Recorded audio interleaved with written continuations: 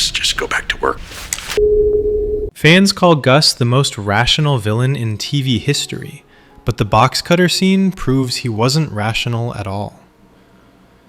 There are a few moments in Breaking Bad that inspire as much argument as Gus Fring's decision to slit Victor's throat in front of Walt, Jesse, and Mike. I've got Gus wielding a box cutter. On its surface, the scene plays like an operatic display of power. Gus wordlessly punishes incompetence, terrorizes Walt and Jesse into compliance, and reminds his organization that failure is fatal. But beneath the stylized brutality lies a muddled set of contradictions that expose both Gus's mythology and Mike's supposed loyalty for what they really are: fragile constructions propped up by fear and narrative convenience. Let's start with the obvious. Mike's reaction, gun half raised, eyes sharp with something that looked suspiciously like fear, wasn't the picture of calm professionalism. This is the same Mike Ehrmantraut who later stands toe-to-toe with cartel bosses, who negotiates with cold efficiency, and who endures Gus's paranoia without flinching. Yet here, he nearly shoots the boss in what looked like instinctive self-defense. A Terminator shit. Walking right into the bullets. If Gus's performance was meant to cow Walt and Jesse, it also worked its way into Mike, who had to recalibrate his understanding of just how erratic the world's most careful drug lord could be. Of course, apologists rush to frame Victor's death as a rational, even inevitable choice. We have a composite of a person of interest. After all, Victor had been spotted at Gale's apartment, and a police sketch of him circulated later. The argument goes, Gus simply couldn't afford that risk.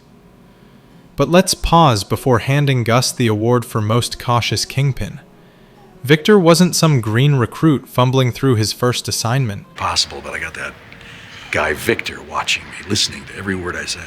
He had been with Gus longer than Mike, handled transactions, shadowed cooks, and never once showed disloyalty. To suggest that a barely circulated sketch of an unnamed face outweighed years of competence and discretion is absurd. Unless one believes that the average citizen studies wanted posters like they're prepping for a pop quiz, the chance of anyone recognizing Victor was microscopic. Besides, the entire premise collapses under scrutiny. And we got a couple of prints we're hoping to ID. Victor wasn't arrested. He wasn't even a suspect in any actionable way. No, nobody saw. At best, he was just another face at a chaotic crime scene. The very idea that this justified killing a trusted lieutenant contradicts the very system Gus supposedly built, an empire distinguished precisely because it didn't run on fear or caprice. Now, it's not going to be me, but absent the hazard pay. Unlike the cartels, Gus prided himself on being different, paying hazard money to ensure silence rather than leaving bodies in prison showers. Victor trying to cook that batch on his own. That Victor's first visible slip was met with such gratuitous violence makes a mockery of Gus's carefully cultivated image. And then there's Victor's ill-timed ambition. All right, I just want to go on record. We should all be wearing a mask. He tried to cook meth without authorization, which many argue is the real nail in his coffin. Really? Oh, so please, tell me. This, apparently, is the great crime. Competence at the wrong time. Heaven forbid anyone in Gus's orbit show initiative, especially when Walt's erratic behavior was already corroding the chain of command. You know, whatever it is you're planning there. Victor cooking was indeed threatening, but not to Gus's safety. It was threatening to Walt's ego. Gus's choice to kill Victor while leaving Walt alive makes no sense if viewed through the lens of pragmatism. I've got Gus wielding a box cutter. Western Union, message received. But as theater? As a grotesque show staged to remind Walt of his disposability? Suddenly it makes perfect sense. Mike, of course, saw the irrationality immediately.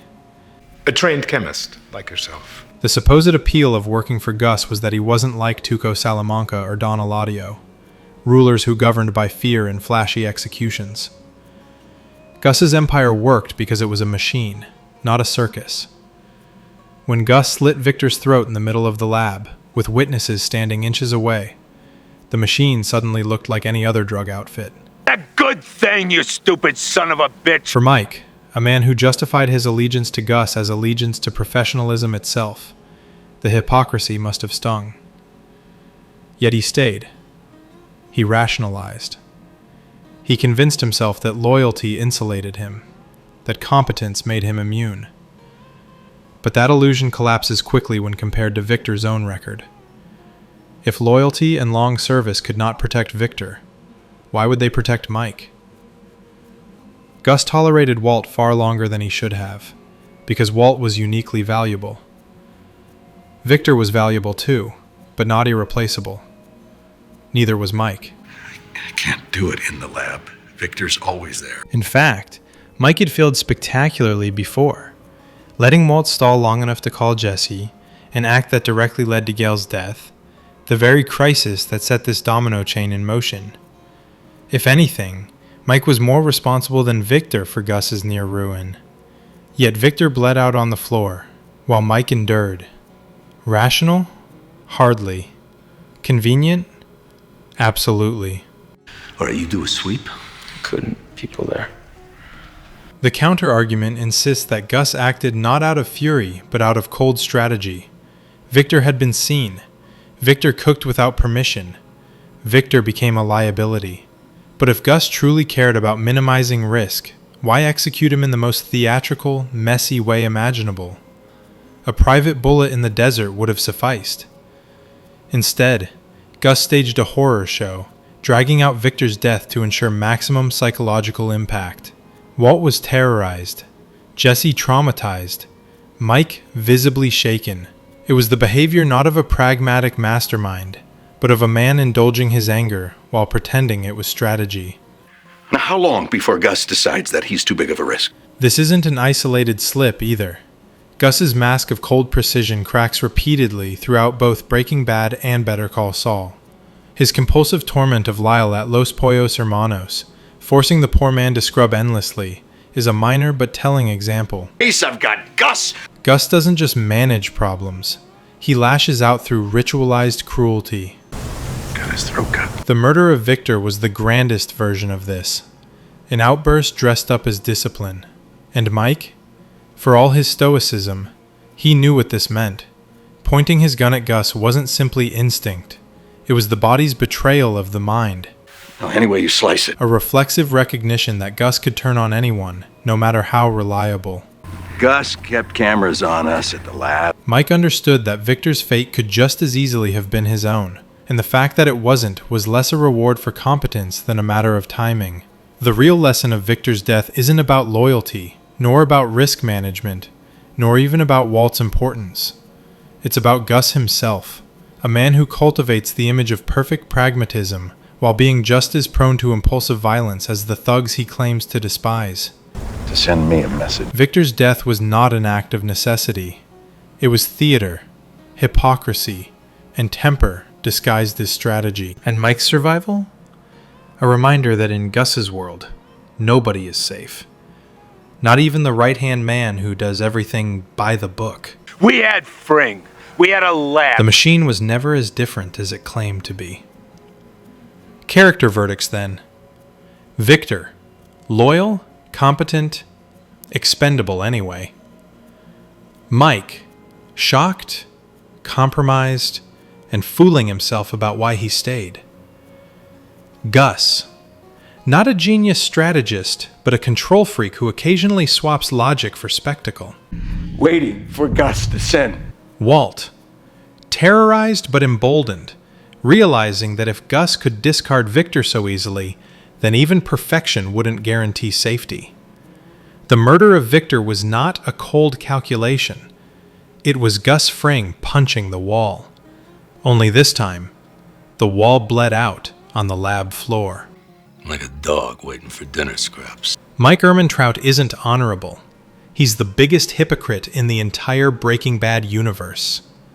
Mike Ehrmantraut has always been hailed as the stoic conscience of Breaking Bad and Better Call Saul, a gravel-voiced sage dispensing weary morality in a world of chaos.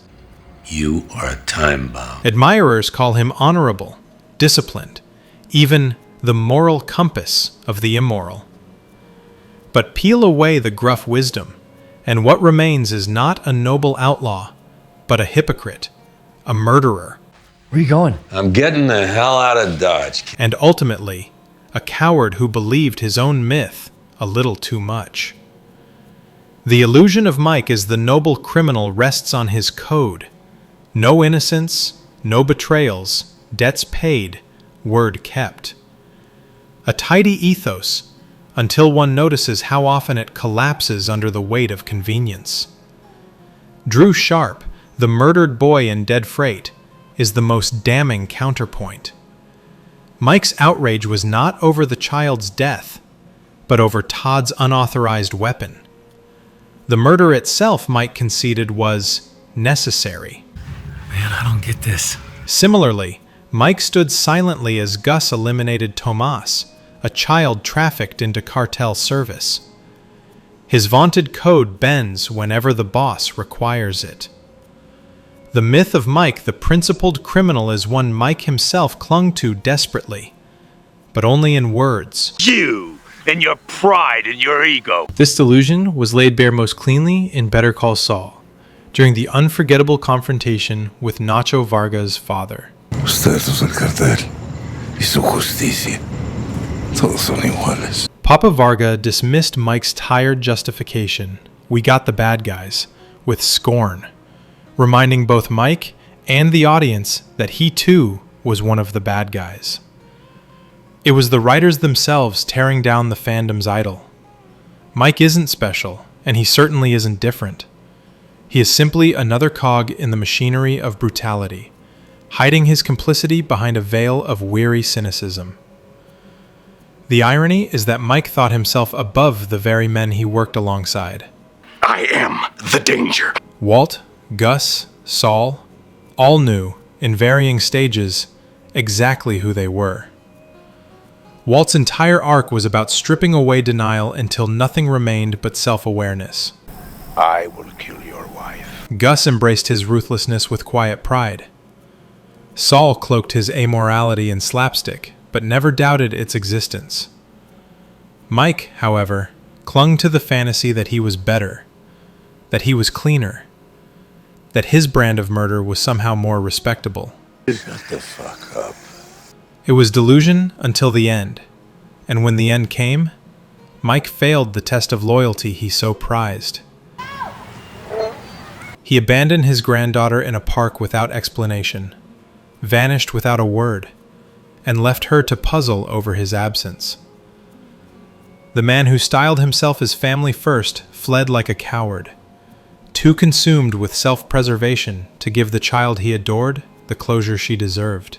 I am speaking to my family now. Walter Jr., you're my big man. Compare that to Walt, who, twisted as he was, risked everything to safeguard his family until the bitter end. Even Saul, in the finale, finally confessed when confronted with the weight of Kim's life. Mike is fine. Mike, by contrast, chose silence, abandonment, and denial. Even his professional competence, often celebrated with hushed reverence, strains credulity. In Better Call Saul, Mike morphed into a jack of all trades. Master investigator, flawless enforcer, amateur engineer, wilderness survivalist, and part-time philosopher. The writers themselves seemed intoxicated by his stoicism, gifting him monologues polished to a cinematic sheen. You said no half measures. Half measures. No more half measures. Lines delivered with gravelly gravitas, elevated to scripture by fans. But beneath the iconic delivery lies an uncomfortable truth. It's all bloat for a character whose actions never matched his rhetoric. Kaylee airman trout. $2 million and change we found on deposit. Perhaps the cruelest irony is that Mike's justification for his crimes mirrors Walt's precisely. "I'm doing it for my family," he insists, as if laundering blood money into a trust for his granddaughter cleanses the violence that produced it. But unlike Walt, Mike didn't need the money, and his family wasn't starving. His loyalty to Gus wasn't necessity, it was enjoyment. He liked the work, liked the danger, like the illusion of being the man who did things the right way while standing knee-deep in carnage. Fans often defend Mike as the coolest character in the Breaking Bad universe, and there is truth in that. He is laconic, efficient, and menacing without theatrics. He doesn't posture like Walt or sermonize like Saul. He simply is. And yes, his quiet presence gives weight to every scene. But to confuse coolness with moral superiority is to fall for the very delusion that carried him through life. Strip away the gravelly voice, the sharp suits, the quotable monologues, and what's left is no better than the rest. A corrupt ex-cop who became a full-time murderer. A man who traded in families and children's lives for cartel dollars. A hypocrite who believed his own PR until the final bullet. I did it for me. If Walter White was a villain who became self-aware, Mike Ehrmantraut was one who never did, making him less a noble anti-hero than a tragic fool. In Gus's world, nobody was safe. Except this channel, if you subscribe.